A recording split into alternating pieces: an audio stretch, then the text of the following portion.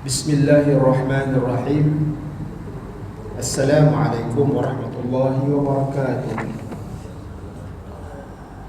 Al-Fatiha. Allah taqabbal as-salat wa du'a wa ila arwahi sadat al-hisab Rasulillah Muhammad bin Abdullah wa Ali bin Abi Thalib wa Fatimah az-Zahra wa Hasan wal Husain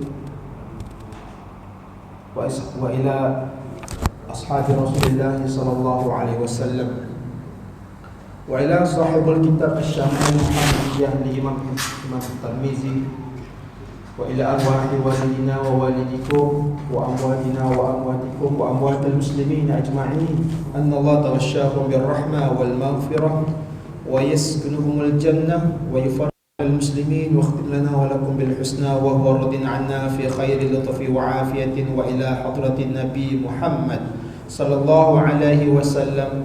الفاتحة. أعوذ بالله من الشيطان الرجيم. بسم الله الرحمن الرحيم. الحمد لله رب العالمين الرحمن الرحيم مالك يوم الدين إياك نعبد وإياك نستعين اهدنا الصراط المستقيم صراط الذين أنعمت عليهم غير المغضوب عليهم ولا الضالين.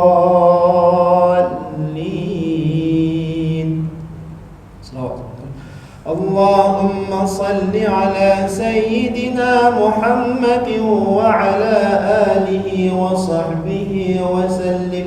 اللهم صل على سيدنا محمد وعلى آله وصحبه وسلم. اللهم صل على سيدنا محمد وعلى آله وصحبه وسلم. اللهم صل على سيدنا محمد وعلى آله وصحبه وسلم. اللهم صل على سيدنا محمد وعلى آله وصحبه وسلم. اللهم صل على سيدنا محمد وعلى آله وصحبه وسلم. اللهم صل على سيدنا محمد وعلى آله وصحبه وسلم. اللهم صل على سيدنا محمد وعلى آله وصحبه وسلم. اللهم صل على سيدنا محمد وعلى آله وصحبه وسلم. بسم الله الرحمن الرحيم. الحمد لله رب العالمين والصلاة والسلام على سيد المرسلين وعلى آله وصحبه أجمعين. نوينا تعلم والتعليم وتذكرا والتذكيرا والنفع والانتفاع والإفادة والاستفادة والحث على التمسك بكتاب الله وسنة رسول الله صلى الله عليه وسلم ودعاء إلى الهدى ودلالة على الخير وابتغاء وجه الله ومرضاته وقربه سبحانه وتعالى. اللهم افتح علينا حكمتك وانشر علينا من خزائن رحمتك يا أرحم الراحمين.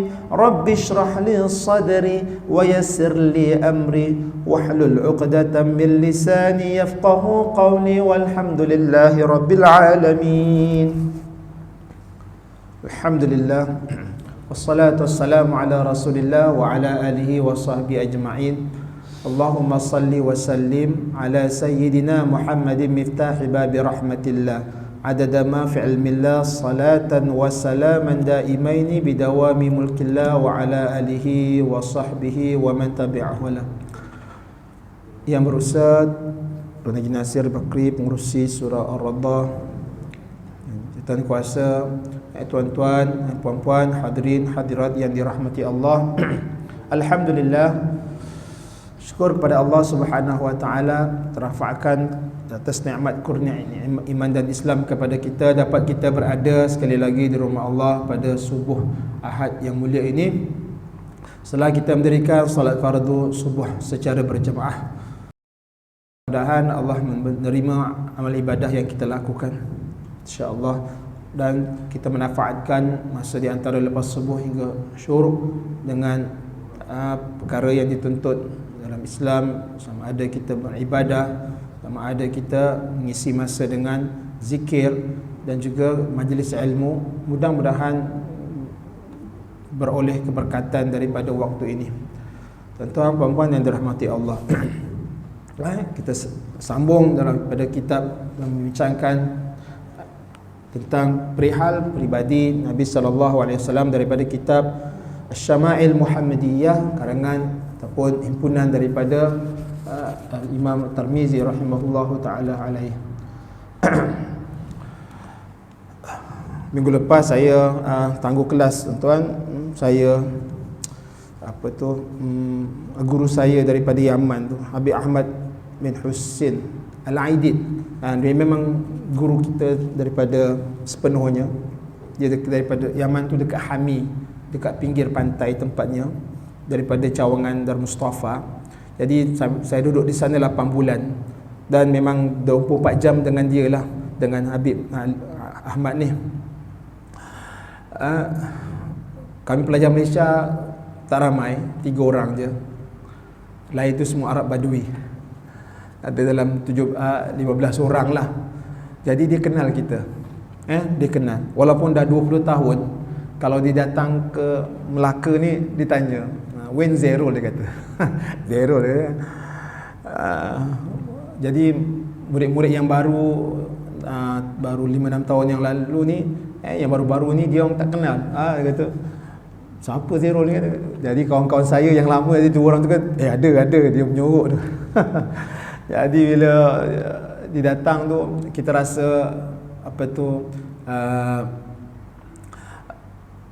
bersalah lah kalau kita tak hadir kan. Dia lah guru kita satunya dia ibarat tetamu. Jadi dia datang ke Malaysia dalam sebulan. Dia jauhlah ni dia buat ziarah daripada satu Malaysia dia pergi. Ada anak murid dia, setiap negeri tu ada anak murid dia. Jadi sampai satu tempat tu dia berkhidmat. Kami berkhidmat atau bertugas lah. Jadi dia sampai dulu, kemudian dia pergi ke Johor, kemudian dia terbang ke Sabah, Sandakan. Kemudian dia balik ke Semenanjung, ke Langkawi. Kemudian dia pergi Kedah, kemudian di Kelantan, Terengganu, Negeri Sembilan, dan akhir sekali Melaka 5 hari. Jadi minggu lepas tu Khamis, Jumaat, Sabtu, Ahad, Isnin, kita bergila-gila tugas lah. Begitu tugas, tuan-tuan. Berkhidmat, tuan-tuan, berkhidmat dengan guru kita kan, apa yang patut kita buat lah. Dan guru kita, saya ditugaskan menyediakan makanan beliau. Tapi atas kertas je. Atas kertas, semua benda dah siap dah. Atas kertas je, bertugas. Futur Habib 7.30. Jadi memang tidur dekat sana lah, tuan. Saya tidur kat sana dengan dia. Kemudian sediakan makanan dia dah ada dah. Dia makan, dia tak makan macam kita kan. Kita roti canai 3 keping. Dia roti dia roti prata saja. Dengan jubun. Jubun ni keju atau keju yang bentuk 3 segi tu, tuan-tuan. Dia suka yang tu. Kemudian mana dia pergi, kita ikut. Dia memang nak kita ikut. Sabtu lepas pergi dia ziarah ke Ribat ataupun di ziarah pondok Sahatul Ashwaq je kat Jalan Damai tu. Ada Ustaz Syauqi yang anak murid dia solat Jumaat yang banyak ajak tu, tuan anak murid dia. Ustaz Syauqi tu adik Ustaz Zulkifli Baitul Qurra. Jadi dibuka pondok dekat sana. Jadi yang anak murid dia tu datanglah solat Jumaat yang putih jubah tu kan. Jadi saya pun pergi sana, baru dia kenal. Macam mana tengok je tu ustaz, dia kata. Kenal punya. Kata kemudian ialah ziarah. Kemudian kita pergi ikutlah, tuan-tuan. Sampai pagi Isnin tu saya tak ikut dia balik ke hantar ke KLIA lah, setakat kat Melaka je. Memang mujahadah sungguh lah kan. Kita tak ada apa-apa pun dibayar, cuma berkhidmat, tuan-tuan. Tingginya nilai khidmat ni, daripada sana lagi kami dah dilatih untuk berkhidmat kepada guru. bukan kita jadi kuli. Kuli itu lain, ni khadam tu kan. Kita berkhidmat kerana guru itu mengharapkan barakah daripada guru itu tersebut. Dia pun tak minta khidmat, tetapi secara automatik. Automatik itu murid itu dia akan khidmat kepada guru. Tak ada lain melainkan ilmu yang kita minta kepada dia. Jadi sebelum balik itu dia cakap dengan saya, dia kata tak ikut ke hantar. Saya kata tak ambil sampai sini saja. Nanti tahun depan kalau saya datang, jangan ponteng lagi. Maksud dia tahun depan ingat, Datuk saya datang, kena ada kan. Saya ni kira anak murid yang lama lah kan, 20 tahun dahulu. Tapi begitulah ingatnya seorang guru tu kepada anak muridnya. Anak murid tak ingat gurunya, malu kita tuan-tuan. Begitulah dilatih kita untuk berkhidmat kepada guru. Tuan-tuan, dalam satu kitab adab tu tentang khidmat ni tuan-tuan, kerana daripada khidmat itu dia melahirkan adab. Imam Abdul Rahman Al-Qasim berkata, siapa dia ni? Imam Abdul Qasim ni tuan-tuan, dia berkhidmat kepada guru dia. Siapa dia? Imam Malik. Berapa tahun dia berkhidmat kepada guru dia? 20 tahun. Maksud dia menuntut ilmu dengan Imam Malik, Imam Abdul Rahman ini selama 20 tahun. Fakana minha sanatani fil ilmi. Dari daripada 20 tahun itu, 2 tahun saja dia menuntut ilmu. Wa 18 sanatan fi ta'limil adab. 18 tahun lagi apa dia buat? Dia belajar adab je. Maknanya dia khidmat kepada guru dia. Daripada 20 tahun, 2 tahun je belajar ilmu. 18 tahun lagi dia belajar adab tuan-tuan, berkhidmat tu semua. Maka disebut faya laitani ja'altu muddata kullaha adaban. Alangkah indahnya hidup ni kalau seluruh 20 tahun itu aku tumpukan sepenuhnya dengan adab. Daripada adab itu barulah datangnya ilmu. Adab dulu baru ilmu. Bukan ilmu baru adab. Itu orang dahulu. Nampak daripada adab tu, sebenarnya daripada adab itu dia telah melahirkan ilmu tanpa disedari. Kerana orang yang beradab sudah tentu dia ada ilmu. Kalau dia tak ada ilmu, bagaimana dia nak beradab? Tapi orang yang beradab belum tentu dia melaksanakan ilmu yang dia dapat. Itu adalah kata-kata hikmah daripada salafus salih dahulu. Kemudian Imam Malik berpesan kepada siapa dia? Anak murid dia Imam Syafi'i. Dia berpesan, ya Muhammad, ij'al ilmuka milhan wa adabuka daqiqan. Maksud dia, wahai Muhammad. Muhammad tu siapa? Muhammad bin Syafi'i lah, Imam Syafi'i. Imam Malik beritahu kepada anak murid dia, wahai Syafi'i, ij'al ilmuka milhan. Jadikan ilmu kamu tu seperti garam. Wa adabuka daqiqan. Dan adab itu seperti apa? Tepung. Kan kalau kita buat kuih kan, ibu buat kuih, masuk garam juga kan. Banyak mana garam? Satu sudu. Tak ada kan? Sikit je kan? Tapi tepung banyak. Maknanya apa? Ilmu tu sedikit, tapi adab itu yang banyak. Itulah tuan-tuan, adab itu penting sangat. Dari kita pun kita ada ilmu, tapi kalau kita ada adab, orang akan anggap ini orang berilmu. Tuan-tuan tapi kalau kita ada ilmu, adab tak ada, pandangan masyarakat, ya ni tak belajar je, tak sekolah je, macam tu tuan-tuan. Tak apa pentingnya adab. Tak apalah kita tak ada apa ilmu pun, tapi adab kita bagus. Itu yang amat dituntut dalam Islam. Wallahu alam. Sikit tazkirah untuk saya tuan-tuan. Baik, kita sambung daripada hadis yang ke-7 daripada kitab Syama'il Muhammadi. Memang kena rujuk tuan-tuan. Buku ni kalau dia dalam ni dia hanya matan hadis sama terjemahan saja. Huraiannya memang tak ada, kena hurai sendiri. Jadi kalau hurai sendiri tanpa ada rujukan, ke laut nanti ni. Jadi kena ada rujukan. Saya pun sebenarnya tak adalah fikir nak beli rujukannya. Tak macam mana saya tergerak, saya lah beli buku ni kan. Buku ni tuan-tuan boleh kenali Rasulullah. Saya beli buku ni, beli. Rupanya Allah tu dah atur, rupanya kena ajar yang ni, tengok ada kat sini. Saya pun ambil gitu je lah. Rupanya dekat sini dia lagi lengkap kerana dia ada tafsir hadis. Tafsir ni tak semestinya tafsir ayat Quran. Hadis pun ada tafsirnya, bermaksud huraian daripada pembahasan hadis ni. Tak boleh nak ikut sendiri-sendiri tuan-tuan.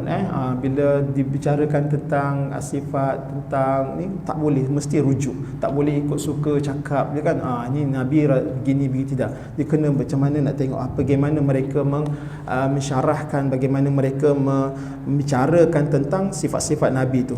Baik, mari baca hadis yang ketujuh. Okey, hadis yang keenam dia kata laporan sama seperti di atas. Maksud dia sama hadis seperti hadis yang kelima lah sebelumnya. Jadi hadis yang ketujuh, Ali bin Abi Talib. Siapa Ali bin Abi Talib ni? Menantu Nabi SAW. Bercerita mengenai sifat Rasulullah SAW. Muka surat 7 tuan-tuan. Hadis yang ketujuh tu, muka surat 7. Baik. Lam yakun Rasulullah sallallahu alaihi wasallam bit-tawilil mumghiti ataupun al-mumghati wala bil qasiri mutaraddidi wa kana rab'atan minal qaumi wa lam yakun bil ja'dil qatati wala bis sabti kana ja'dan rajila wa lam yakun bil mutahhami wala bil mulkal thamim wa kana fi wajhihi tadwirun. Yang bermaksud Rasulullah sallallahu alaihi wasallam tidak terlalu tinggi dan tidak pula terlalu rendah. Baginda bertubuh sederhana dalam kalangan kaumnya. Rambutnya tidak kerinting bergulung dan tidak juga lurus kaku, melainkan ikal beralun. Badannya tidak gemuk, bentuk wajahnya tidak bulat tetapi membujur. Dia punya perkataan pun susah juga nak sebut tuan-tuan. Perkataan dia kan, perkataan dia yang bukan jarang daripada Al-Quran. Jadi kadang-kadang dia memang bahasa Arab, makna bahasa Arab ni. Jadi kadang-kadang kita pun tersilap. Baik, kemudian sambung. Abyadu musyrabun ad'ajul ainaini ahdabul ashfari jalilul musyashi wal katidi. Ada dua baris tu, satu atas satu bawah. Ajradu dhu masrubatin syathnul kaffaini wal qadamaini. InsyaAllah. Kulitnya putih kemerah-merahan, matanya hitam pekat dan bulu matanya lentik. Tulang sendinya gagah dan kuat, bahunya bidang, badannya bersih daripada bulu dan rambut. Tetapi baginda memiliki bulu lebat yang memanjang dari dada sampai ke pusat. Telapak tangan dan kakinya terasa tebal.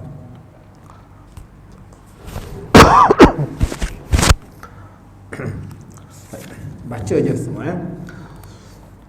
Idza masya taqalla'a ka'annama yanhattu fi sababin wa idzal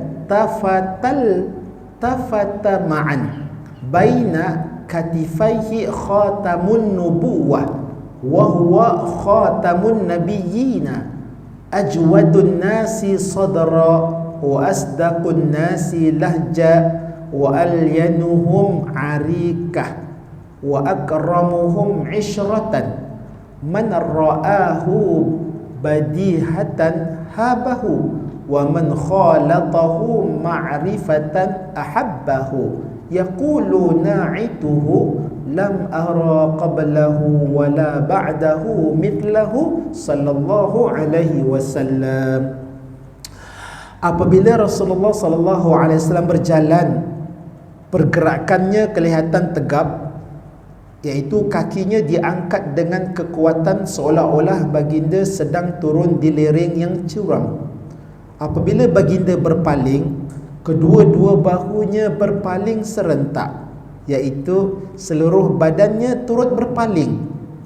Di antara kedua-dua bahunya terdapat khatamun nubuwah, iaitu tanda kenabian bagi para nabi. Rasulullah sallallahu alaihi wasallam seorang manusia yang hatinya paling pemurah.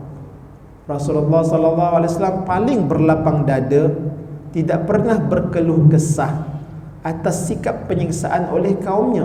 Baginda adalah orang yang kata-katanya paling jujur, manusia yang perangainya paling lembut dan paling ramah dalam pergaulan. Sesiapa yang melihatnya buat pertama kali atau secara tiba-tiba pasti hormat dan segan kepadanya. Sesiapa yang berkenalan dengan baginda tentu mencintainya.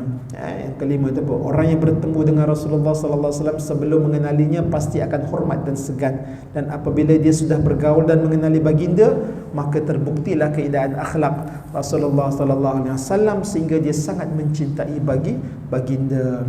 Orang yang bercerita sifat Rasulullah sallallahu alaihi wasallam tentu berkata, belum pernah aku melihat seseorang yang setanding dengan baginda, sama ada sebelum kelahirannya ataupun selepas baginda meninggal dunia, selepas baginda wafat.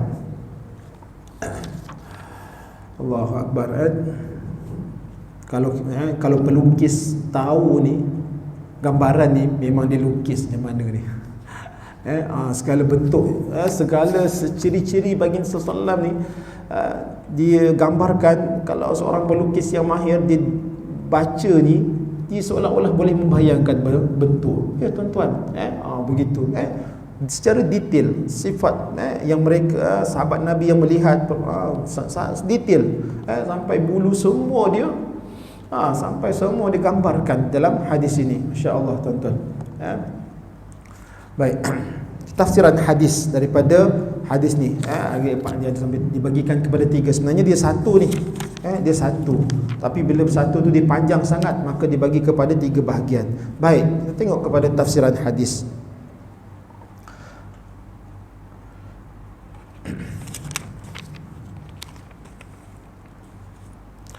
Dalam buku ni, sebelum dia tulis dekat sini Ali kan, kat sini dia tulis Ali bin Abi Talib kan tuan-tuan, kan Ali bin Abi Talib bercerita. Tapi dalam kitab ini dia ada daripada siapa? Sebelum Ali tu dia tulis daripada Ibrahim bin Muhammad, daripada anak ataupun cucu Ali bin Abi Talib.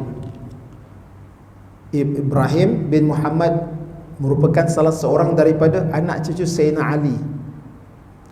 Walau bagaimanapun dibahaskan dekat sini, ya ini sanadnya tidak bersambung kerana Ibrahim tidak mendengar sendiri daripada datuknya iaitu Sayyidina Ali. Maknanya Sayyidina Ali itu ada anak kemudian cucunya, baru Ali, dalam hadis ni lah, itu perkembangan. Walau bagaimanapun disebutkan, maknanya Ibrahim ni adalah cucu pada Sayyidina Ali, salah seorang daripada cucu Sayyidina Ali. Baik, daripada tafsiran hadis yang ini mengenai sifat lahiriah, sifat zahir yang tidak disentuh dalam hadis-hadis sebelum ni, hadis 1, 2, 3, 4, 5, dia tidak ada sentuh tentang hadis yang ketujuh ini. Baik, iaitu yang pertama disebut badan baginda sallallahu alaihi wasallam tidaklah gemuk, tidaklah gemuk. Kemudian yang kedua, wajah baginda sallallahu alaihi wasallam bukan bulat tetapi bundar. Bundar ni makna bujur. Ada orang mukanya bulat, ada orang mukanya mungkin tembam, ada orang mukanya kurus kan, tapi nak menggambarkan muka Rasulullah sallallahu alaihi wasallam bujur tuan-tuan, bujur. Kita pun tahu bentuk bujur kan. Kemudian yang ketiga digambarkan bahawa mata, bulu mata baginda sallallahu alaihi wasallam panjang atau lentik, serta anak mata berwarna hitam pekat. Sampai macam tu sekali tuan-tuan, tengok bulu mata, kalau kita tengok kenal orang tu lah, kita kawan kita tengok, oh dia ni dia punya kening dia misalnya begini, dia punya hidungnya macam mancung contohnya, bulu mata je pendek kan, mata dia biru kat dalam, contoh begitu kan. Sampai begitu sekali digambarkan oleh sahabat, sampai mata dia lihat dia, maknanya sahabat menindung mata Nabi SAW tu, dapat lihat bahawa anak mata tu hitam sangat, hitam pekat sampai begitu sekali. Sahabat tenung mata Nabi sallallahu alaihi wasallam, maka sahabat pun meriwayatkanlah, sahabat pun menggambarkan bagaimana mata Nabi sallallahu alaihi wasallam. Kemudian yang keempat, tulang rangka baginda besar. Mana tulang rangka? Ya, tulang rangka kan, bila besar tu maknanya dadanya akan bidanglah besar. Ada orang tulangnya mungkin biasa, ada orang dia kembang, ada orang dia kuncup, tulang rangka sini. Ini dapat dilihat pada tulang pangkal bahu dan tulang penemu antara dua bahu baginda yang disebut dalam hadis di atas sebagai besar. Oleh kerana tulangnya besar, rangka, maka secara automatik bidang di bahu dia baginda SAW lebar. Kalau kita istilah sador lah begitu, maknanya dia kembang besar. Kemudian yang kelima, badan baginda sallallahu alaihi wasallam tidaklah berbulu di seluruh badan. Setiap orang tu kadang berbeza kan. Ada orang dia tak ada bulu. Benda orang lelaki lah, orang lelaki kan. Ada orang penuh bulu kan. Kadang dia sampai pakai baju pun terkeluar bulu dekat sini, kat kepala.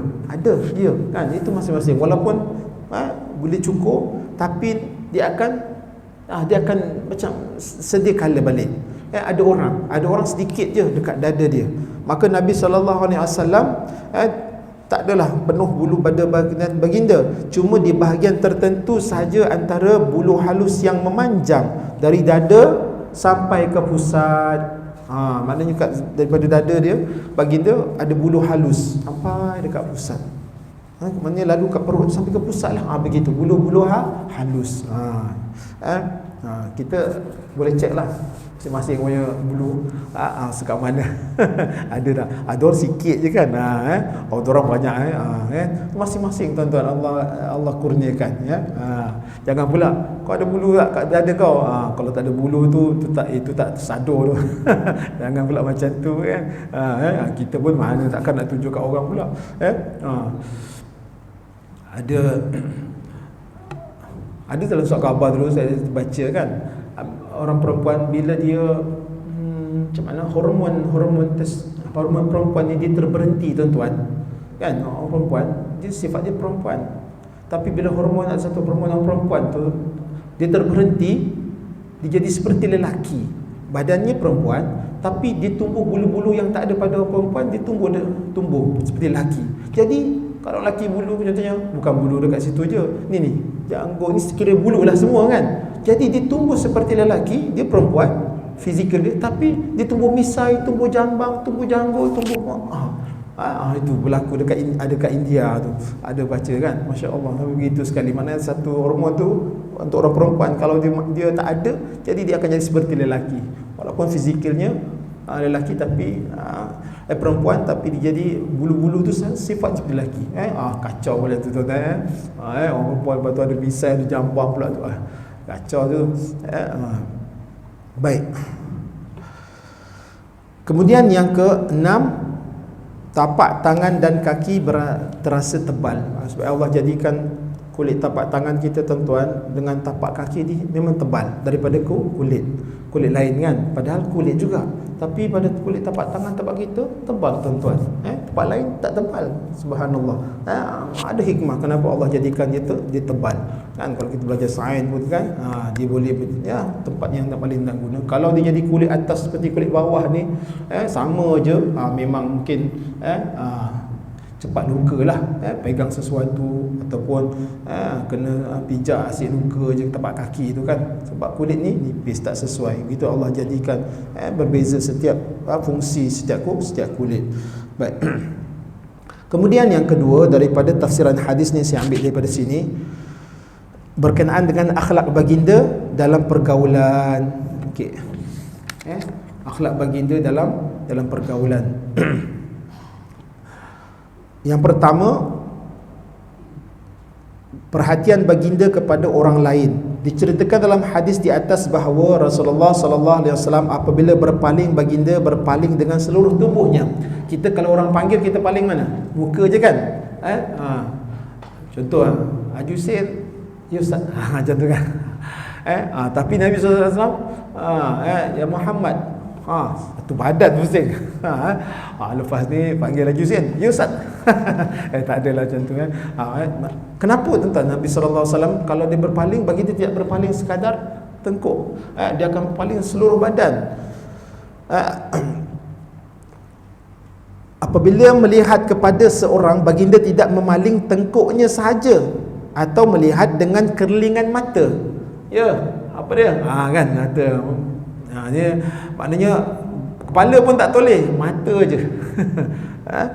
Akan tetapi baginda menghadapkan seluruh badannya kepada orang yang berada di hadapannya bagi menunjukkan perhatiannya kepada orang tersebut. Dia muliakan orang tu, walaupun orang yang manggil tu lebih rendah usia daripada baginda, tetapi Nabi SAW kalau menyahut panggilan orang dengan badan-badan sekali, baginda akan berpaling. Ini sifat dia. Memang benar kerana telah disebutkan di dalam hadis. Itulah sifat baginda sallallahu alaihi wasallam. Yang kedua, tabiat baginda atau akhlak baginda sallallahu alaihi wasallam, iaitu lemah lembut. Lawan lemah lembut ni maknanya pemarah, kan? Kasar.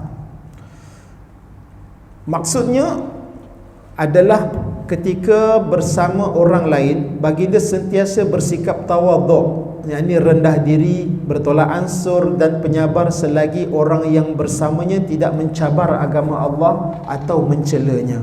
Banyak kisah-kisah Nabi SAW tentang sifat lemah lembut, tuan-tuan.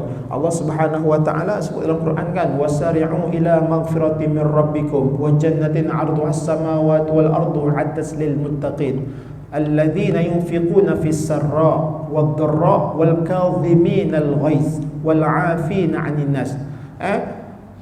Dan bersegeralah mohon keampunan daripada Allah Subhanahu wa taala. Sari'u ila maghfiratin min rabbikum wa jannatin 'arduha as-samawati wal ard, yang Allah jadikan syurga bagi siapa? Uiddat lil muttaqin, bagi orang-orang yang bertakwa. Siapa dia? Alladzina yunfiquna fis sarai wad dharra, iaitu mereka yang bersedekah, mendermakan dalam keadaan dia senang maupun dia susah. Sarra wad dharra wal kaziminal ghaiz, dan yang menahan diri daripada marah, daripada sifat marah. Wal afina 'anil nas, dan yang sentiasa memaafkan manusia. Apa balasannya? Dijadikan syurga. Maka rupanya itu adalah sifat Nabi sallallahu alaihi wasallam yang Allah telah sebutkan di dalam Al-Quran. Tuan-tuan, kisah Nabi sallallahu alaihi wasallam ni, tuan-tuan, lemah lembut ni banyak. Kalau ada macam sirah-sirahnya, kisah Nabi SAW dengan pengemis Yahudi yang buta, tuan-tuan. Seorang pengemis Yahudi yang buta. Dekat satu Madinah ada satu tempat tu, seorang pengemis Yahudi ni buta. Dia ni tak pernah lihat Rasulullah, tapi dia dapat tahu daripada cerita-cerita, kan, orang mengkhabarkan dia Rasulullah begini. Setiap orang yang lalu dekat situ, dia akan kata jangan dekat Muhammad, dia orang gila, dia orang jahat, dia orang suka mengganggu orang, semua sifat yang tak baik. Setiap orang lalu itu yang dicakapkan, tapi dia tak tahu dan dia tak nampak. Lalu setiap pagi Nabi SAW ni, baginda SAW akan pergi kepada orang buta Yahudi ni, dan dia akan menyuapkan makanan kepada orang buta Yahudi ni. Dan sebelum baginda menyuapkan, baginda akan melembutkan makanan terlebih dahulu, kemudian baginda akan suap dengan penuh kelembutan dan kasih sayang. Dan dia bercerita dekat orang yang menyuapkan tadi, dia tak tahu itu Rasulullah. Dia kata, kau jangan dekat dengan Muhammad, dia tu orang gila, dia tu orang bawa ajaran yang sesat, dia tu orang yang tak baik, apa-apa semua dia kata. Begitu dah setiap hari. Sampailah satu hari, sehinggalah baginda SAW wafat, tuan-tuan. Sampailah baginda SAW wafat. Maka Sayyidina Abu Bakar radhiyallahu anhu bertanya kepada anaknya Aisyah, "Wahai Aisyah, apakah sunnah baginda yang aku tidak pernah buat lagi?" "Wahai bapakku," Aisyah menjawab, "wahai bapakku, semua sunnah kekasihmu Nabi sallallahu alaihi wasallam semua kau buat. Cuma satu je." Apa dia? Nabi sallallahu alaihi wasallam setiap pagi dia akan pergi ke pasar di Madinah itu, dia akan berjumpa dengan seorang Yahudi itu yang buta, dia akan menyuapkan makanan. Lalu apabila mendengar khabar daripada Aisyah, Abu Bakar ni pun pergi. Dia pergi cari mana orang Yahudi buta ni. Lalu berjumpalah. Kemudian tak cakap apa pun. Tak cakap apa pun, dia pun Abu Bakar ni pun ambil makanan, dia pun nak menyuapkan bagaimana yang diceritakan oleh Aisyah. Tiba-tiba bila nak suapkan makan je, Yahudi buta ni terus dia tepis.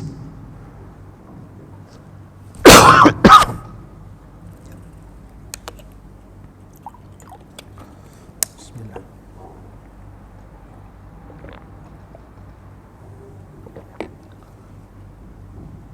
Yahudi buta ni pun tepislah. Dia kata, "Siapa kamu?"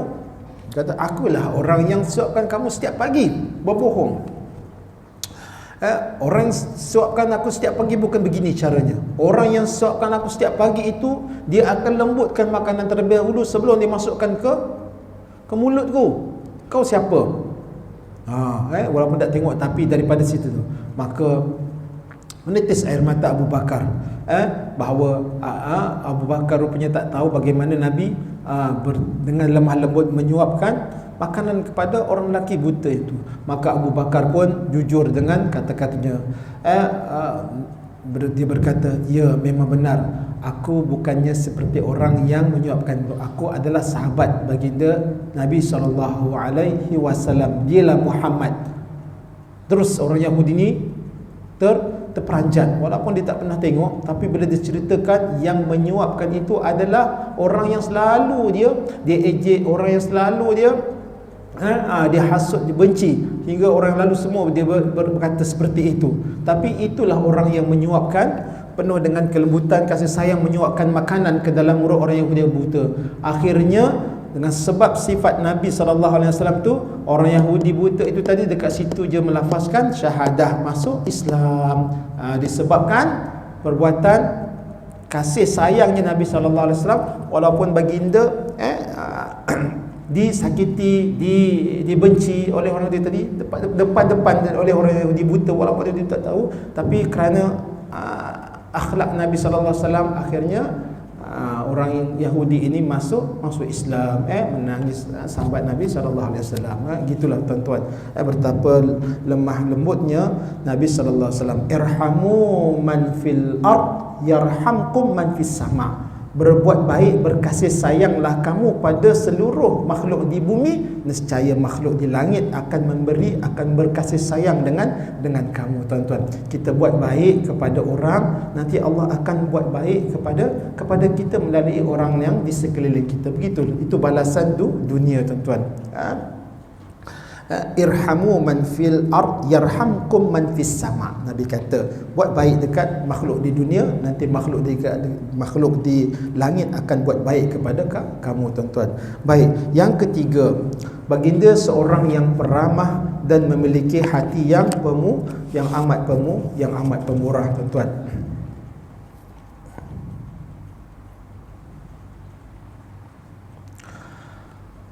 Nabi SAW digambarkan dalam Al-Quran, dalam suratul Ahzab, laqad kana lakum fi rasulillahi uswatun hasanah. Laqad kana lakum fi rasulillah. Tak ada ayat Al-Quran diceritakan untuk nabi-nabi yang lain, khusus untuk Rasulillah. Allah sebut laqad kana lakum, sesungguhnya. Laqad itu isim taukid, menguatkan. Inna laqad, qad itu adalah isim taukid, menguatkan, menunjukkan bahawa memang pada Nabi sallallahu alaihi wasallam fi rasulillahi uswatun hasanah. contoh tauladan ikutan yang baik sangat. Tak ada, dah Allah gambarkan. Jadi apa benda daripada Rasulullah yang tak baik? Semuanya segalanya baik, tuan-tuan. Baginda seorang yang peramah dan memiliki hati yang pemurah. Pemurah, tuan-tuan. Satu hari Nabi SAW balik daripada perang. Lalu Nabi bawa harta ghanimah, harta rampasan. Sampai dekat satu tempat, seorang badui Arab. Orang badui tuan-tuan. Badui ni orang kampung Solo lah, macam tu istilahnya. Orang kampung, dia datang kepada Nabi, tak kenal Nabi, tapi dia datang, dia kata, lalu dia tarik ridak ni kain syal Nabi sallallahu alaihi wasallam ni, dia tarik, dia rampas sehingga berbekas leher, dia tarik, orang Badui tarik, berbekas merah pada leher Nabi sallallahu alaihi wasallam. Sahabat-sahabat ni dah nak marah dah. Sahabat-sahabat marah kata, "Wahai Rasulullah, biar kami menyerah." Kata Nabi, kata sabar dahulu. Wahai Rasulullah, Yahudi ni cakap dengan orang Badui ni cakap dengan nada tinggi, "Wahai Rasulullah, bagikan harta yang kamu ada kepadaku." Bagikan harta yang kamu ada kepadaku. Maka Rasulullah pun berikan ridak ni tadi, kemudian ambil harta ghanimah. Apa yang kamu nak? Kami nak harta tu, maka bahagikan. Sedikit pun Nabi sallallahu alaihi wasallam tidak marah. Sahabat pula yang nak marah. Nabi tidak marah, tuan-tuan. Akhirnya sebab daripada sifat Nabi sallallahu alaihi wasallam, banyak yang masuk Islam kerana sifat akhlak mulia Nabi sallallahu alaihi wasallam. Dan yang terakhir iaitu karisma. Karisma Nabi sallallahu alaihi wasallam ni amat tinggi, digeruni dan mudah diterima dan dikasihi oleh sesiapa sahaja yang melihat Nabi sallallahu alaihi wasallam. Pengajaran hadis daripada hadis ini, tuan-tuan. Hadis di atas menunjukkan kepada kita kesempurnaan fizikal Nabi sallallahu alaihi wasallam dan akhlak baginda. Fizikal dan akhlak satu yang berbeza. Mungkin orang tu sempurna. Contoh kalau lelaki, masya-Allah, mukanya handsome, badannya tegap, kan, sehat, tapi akhlaknya. Begitu juga kalau orang perempuan mukanya cantik misalnya, tetapi akhlaknya na'udzubillah min zalik, itu tak nak. Tapi Nabi bukan saja fizikalnya cantik, akhlaknya lebih cantik daripada fizikalnya. Nabi sallallahu alaihi wasallam memberi keyakinan kepada kita untuk terus beriman kepada baginda sallallahu alaihi wasallam dan mengangkat baginda sebagai ikutan terunggul sepanjang zaman. Itulah sifat Nabi sallallahu alaihi wasallam. Sebab itu sebenarnya orang yang menceritakan sifat Rasulullah ni tentu berkata, belum pernah aku melihat seseorang yang setanding dengan baginda, sama ada sebelum kelahirannya ataupun selepas baginda meninggal dunia, wafat, tuan-tuan.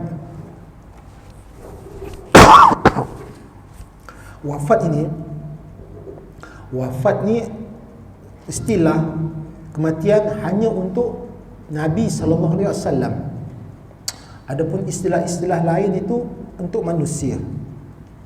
Tapi yang baru ni apa? Ratu Elizabeth tu meninggal lah. Ada tulis perkataan wafat. Ada saya dengar, apa wafat pula ni Raja mangkat kan, manusia meninggal, binatang mati. Ni ratu wafat. Mana dapat perkataan wafat ni? Hanya untuk Nabi ni. Sampai begitu sekali. Tak boleh tu untuk perkataan itu hanya untuk Nabi sallallahu alaihi wasallam dan para anbiya. Allahu akbar. Allahu akbar. Mudah-mudahan kita baca ni, tuan-tuan, gambarkan sifat akhlak Nabi. Mudah-mudahan kita dapat jadi seperti tak banyak. Kita tak dapat buat semua, jangan tinggal semua. Man la yadraku kullu la yatruku kullu. Barang apa-apa yang kamu tak boleh buat semua, jangan tinggal semua. Semua tak boleh buat. Nabi susah nak buat. Tu ni tak dapat buat. Ya, tak dapat buat semua, tapi jangan pula tinggal semua. Sikit dapat alhamdulillah. Mudah-mudahan termasuk dalam golongan orang-orang yang kasih cinta kepada Nabi sallallahu alaihi wasallam, tuan-tuan. Sampai sedahulu, insya-Allah nanti kita akan sambung daripada hadis yang terusnya. Banyak ni, tuan-tuan, ada 399 hadis. Kalau satu hari, satu minggu satu hadis, berapa minggu nak habiskan ni? Wallahu a'lam. Mudah-mudahan lah. Saya pun niat mudah-mudahan dapat habis kitab yang kita baca ni Syarah Muhammad ini. Bismillahirrahmanirrahim.